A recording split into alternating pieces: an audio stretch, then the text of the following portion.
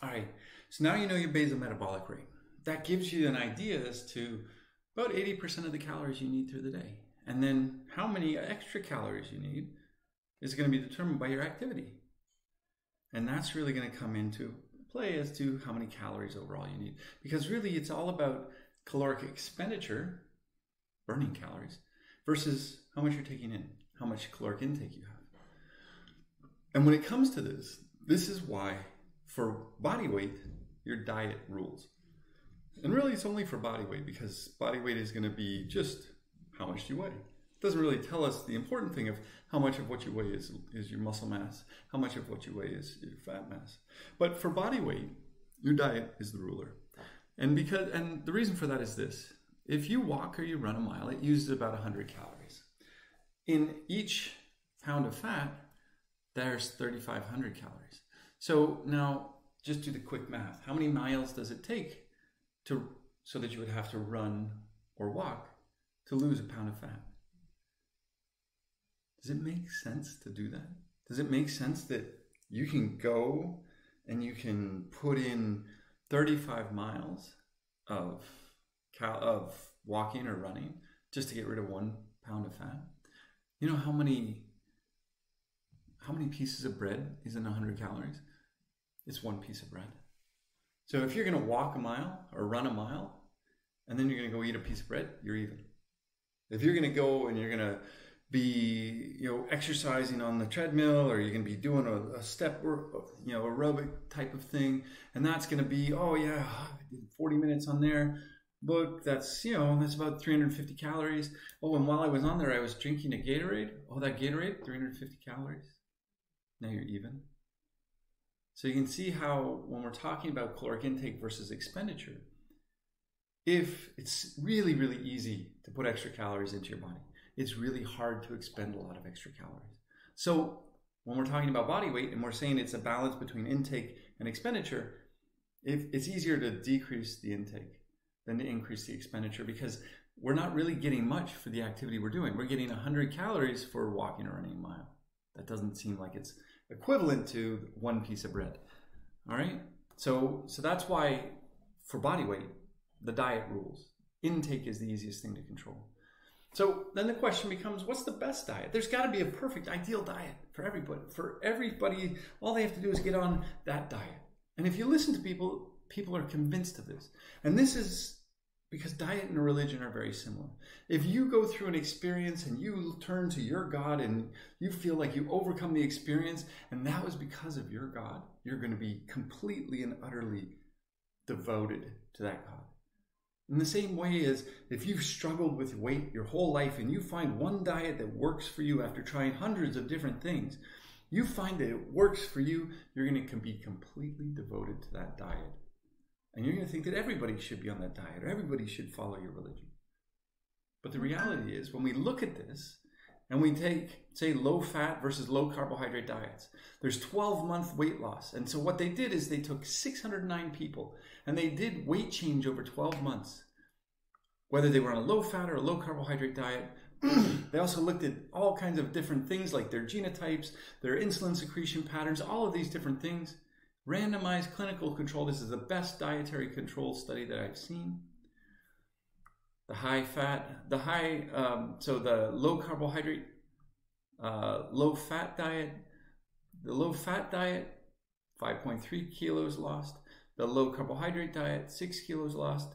There's no significant diet or genotype interaction. There's no significant difference between the ones who went on the low fat or the ones who went on the low carbohydrate.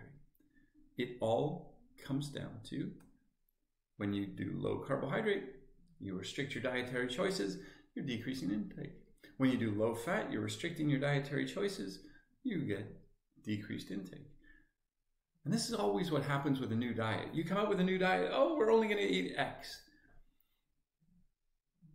Everybody who goes on it for the first 3 months, 4 months, 6 months, they all lose great amounts of weight. The reason? There's nothing to eat. Because you've restricted all the things that you find in the grocery store. So now you can only eat things that are blue. Well, there's not many blue foods. So that's going to really restrict what I can eat. And if I restrict what I can eat, my intake goes down. I'm going to lose weight. But then what happens? The food companies look and they say, hey, there's a new diet. People only eat anything that's blue. Let's put blue food coloring into everything. And now suddenly, within about 6 months, now there's more food choices because they've looked and they've seen, oh, people are doing this new diet.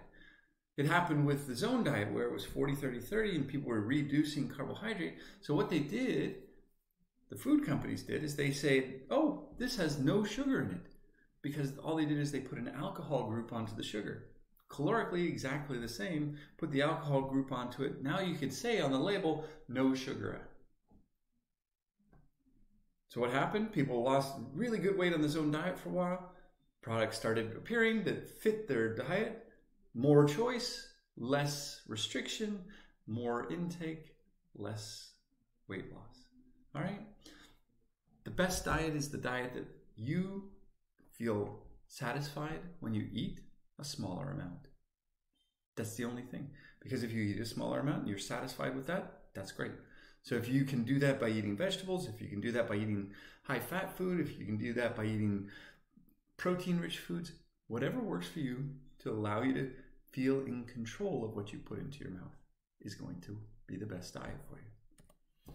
So let's define a couple of things so that we're all talking about the same thing. A caloric deficit is eating too few calories given what your expenditure is.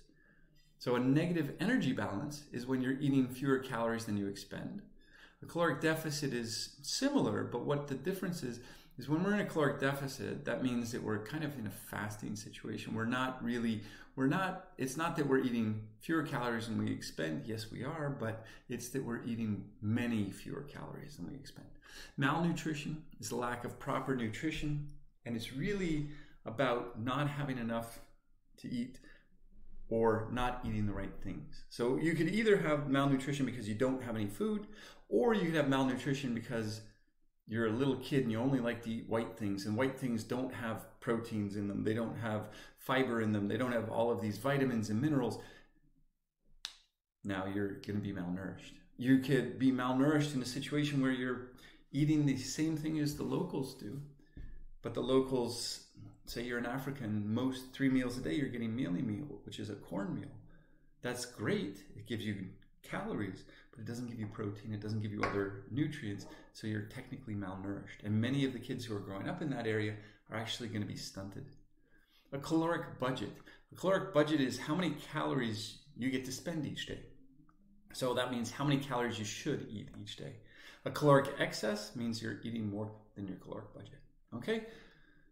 So then how do we do this? Because diet is the ruler, because it's easier to restrict what we put into our bodies than to expend more stuff afterwards. For most of us. There are a few exceptions. So this guy looks totally ripped, so he must eat almost nothing. In fact, he's sitting here, right here, with his daily caloric intake. And so you're looking at somebody who is swimming 6 to 7 hours a day. So that's about 8 miles each day of training at 1,000 calories per hour.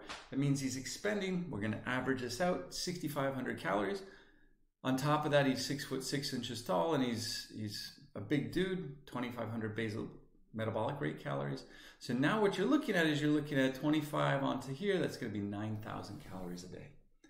So yeah, you can, if you're going to be able to exercise at that level, you can eat whatever you want. A lot of the Tour de France guys, they used to love eating Twinkies. So people would come in with 10 Twinkies and eat 10 Twinkies, but they're riding 200, 400 miles a day. Yeah, eat whatever the hell you want. You're expending so many calories. The Tour de France, here's Tour de France each day in caloric expenditure. So if you look at, this is the energy intake of Tour de France riders expressed in cheeseburgers. So each cheeseburger is going to give us a sense as to basically how much food they're having to take. They're having to take on 9,000 kilocalories, which is the highest daily expenditure of the tour. But what you can see is that's a lot of food. That is 4 cheeseburgers at breakfast, 3, and then so we've got 7, we've got another 6 here, so that's 13, and that's 17, and that's 20, and that's 27 cheeseburgers. 27 cheeseburgers, that's an enormous amount of food. But that is really the amount of food that you would need to take in to complete the longest stage of the Tour de France. So yes, Diet is the ruler. It's much, much easier to control what you eat than it is to expend more calories. But if you're going to be expending tons and tons and tons and tons of calories because you're going to be a Tour de France rider, you're going to be a swimmer, you're going to be... Now, it's not so much of what you eat. Sometimes you're actually going to be looking, and part of your job is going to be to actually consume all those calories, because it's actually hard to eat 9,000 calories a day. It's hard to consume the amount of food necessary to drive some of these elite athletes. And that's really a challenge for many of them, because you have to go, and for Michael Phelps, he's eating about this many cheeseburgers a day, but he's also got to get 6 to 7 hours of swimming in here. So you're eating 27 cheeseburgers worth of calories in, if you're up for, say, 15 hours a day, in 8 hours, you're going to eat 27 hamburgers. Because that's the only time he's out of the water. It's hard. It's work.